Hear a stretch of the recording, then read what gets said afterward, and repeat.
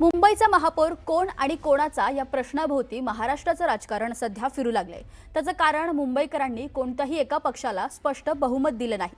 ज्या महायुतीला बहुमत मिळालंय त्यांच्यात महापौर पदावरून रस्सीखेच सुरू आहे। भाजप सर्वात मोठा पक्ष असला तरी स्वबळावर महापौर बनवण्याचं संख्याबळ एकट्या भाजपकडे नाहीये। त्यातच शिंदेंच्या सेनेकडूनही महापौर पदाची मागणी होऊ लागल्यानं भाजप समोर नेमके कोणते पर्याय आहेत, शिंदेंच्या हालचाली नेमक्या काय सांगतायत, त्यासाठी सत्तेची गणितं कोण कशी जुळवतंय या संबंधीचा स्पेशल रिपोर्ट पाहूया। मुंबई महापालिकेत कुणाचा महापौर? महापौर पदासाठी भाजप सेनेत रस्सीखेच। शिंदेंची शिवसेना ही महापौर पद मागणार। भाजप सत्तेसाठी वेगळा पर्याय शोधणार। मुंबई महापालिकेचा निकाल जाहीर होऊन 3 दिवस उलटले, पण अजूनही मुंबई महापालिकेच्या महापौर पदाचा सस्पेन्स काही संपत नाहीये। त्यातच निकाल लागल्यापासून शिंदेंच्या शिवसेनेनं सर्वच्या सर्व 29 नगरसेवकांना ताज हॉटेलमध्ये मुक्कामी बोलावून घेतलंय। यामागे शिंदेंची रणनीती आहे की भीती हे अजून काही स्पष्ट होऊ शकलेलं नाही, पण शिवसेनेचे अनेक नेते अप्रत्यक्षपणे सेनेच्या महापौर पदाची रणनीती आखताना दिसतायत। ज्यावेळी आपण सत्तेमध्ये येतो त्यावेळी प्रत्येक पक्षाला असं वाटत असतं की स्वतःचा महापौर झाला पाहिजे, आणि या महापौर पदाच्या वेळी तर एक वेगळी झालर मुंबईच्या संपूर्ण राजकारणाला आणि समाजकारणाला आहे। 23 तारखेपासून हिंदू हृदय सम्राट वंदनीय बाळासाहेबांची जन्मशताब्दी सुरू होते। दुसरीकडे सर्व नगरसेवकांना एकत्र ठेवण्यामागे फुटीचा धोका टाळण्याची खेळी असल्याचं बोललं जातंय। त्यामुळे आता या सर्व शक्यतांना ब्रेक लावण्यासाठी एकनाथ शिंदेंनी गट नोंदणीच्या हालचाली सुरू केल्यात। अरे शिवसेना घाबरणारी पार्टी आहे का?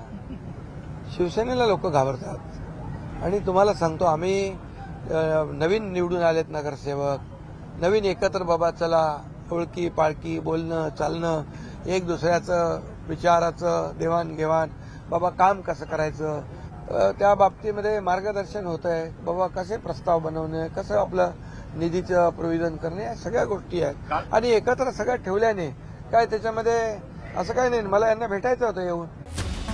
शिंदेंच्या सेनेकडून हॉटेल पॉलिटिक्सद्वारे थेटपणे भाजपवर दबाव वाढवला जात असतानाच उद्धव ठाकरे आणि मुख्यमंत्री फडणवीस यांच्यामध्ये चर्चा झाल्याची माहिती वरिष्ठ सूत्रांनी दिली।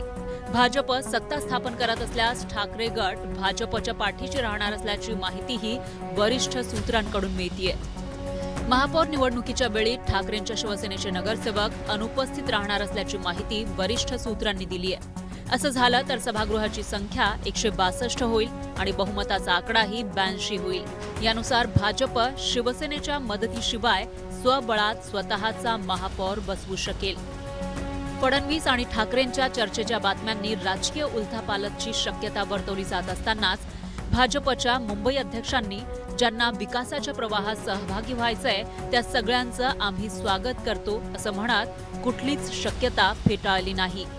ठाकरेंच्या शिवसेनेनं मात्र फडणवीस ठाकरेंची चर्चा झाल्याचं वृत्त फेटाळलंय। 2017ची परतफेड असं म्हटलं जाते, कारण 2017ला अवघ्या 2 जागांचाच फरक होता। 82 भाजप होते, 84 शिवसेना होती। त्यावेळेस देवेंद्र फडणवीस आता 4चा फरक आहे। आता 4चा फरक आहे ना। आणि तुमचा सहकारी पक्ष जो आहे हा पाण्यात देव घालून बसलेला आहे की भाजपचा महापौर होऊ देत नाही म्हणून। आता त्या दोघांमध्ये काय होत आहे त्याचा आधी निकाल लागू द्या, मग आम्ही आमचे देव बाहेर काढू। मी तुम्हाला एक गोष्ट स्पष्टपणे आणि जबाबदारीने सांगतो की महायुतीचा महापौर मुंबईच्या महानगरपालिकेमध्ये विराजमान होईल। जे महायुतीचे 118 नगरसेवक निवडून आलेले आहेत त्यांच्यापैकी एक कार्यकर्ता किंवा कार्यकर्ती, नगरसेवक किंवा नगरसेविका हे मुंबईचे महापौर होईल। नरेंद्र मोदीजींच्या विकसित भारताचं स्वप्न साकार करण्याकरता आणि देवेंद्रजींचं विकसित महाराष्ट्राचं आणि विकसित आणि सुरक्षित मुंबईचं स्वप्न साकार करण्याकरता जे जे या विकास यात्रेमध्ये सहभागी होऊ इच्छितात त्या सर्वांचं या ठिकाणी स्वागत आहे। शिंदेंकडून दबावाची खेळी खेळली जात असतानाच भाजप मुंबईमध्ये अंबरनाथ आणि अकोटप्रमाणे नवीन राजकीय प्रयोग करणार का अशी चर्चा सुरू झाली आहे। अंबरनाथ महापालिकेत सत्तेसाठी काँग्रेसची आघाडी करणाऱ्या भाजपनं अकोटमध्ये सत्तेसाठी चक्क MIM सोबत आघाडी केली होती। तसाच प्रयोग मुंबईत झाल्यास दोन्ही शिवसेनेची कोंडी होऊ शकते. महानगरपालिका निवडणुकीमध्ये काँग्रेस आणि MIMच्या नगरसेवकांसोबत संपर्क साधत वेगळी राजकीय समीकरणं साकारली जावी यासाठी चर्चा सुरू असल्याची शक्यता आहे.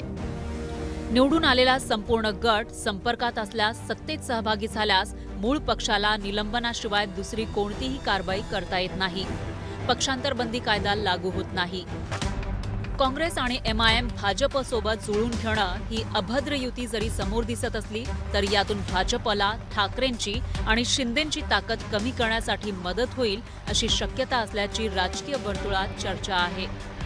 या दोन्ही पक्षाच्या मदतीनं 89 नगरसेवक असलेल्या भाजपला 24 काँग्रेस आणि 8 MIM नगरसेवकांसह 121 नगरसेवकांचा पाठिंबा मिळेल, ज्यातून सहजपणे बहुमत गाठता येतं.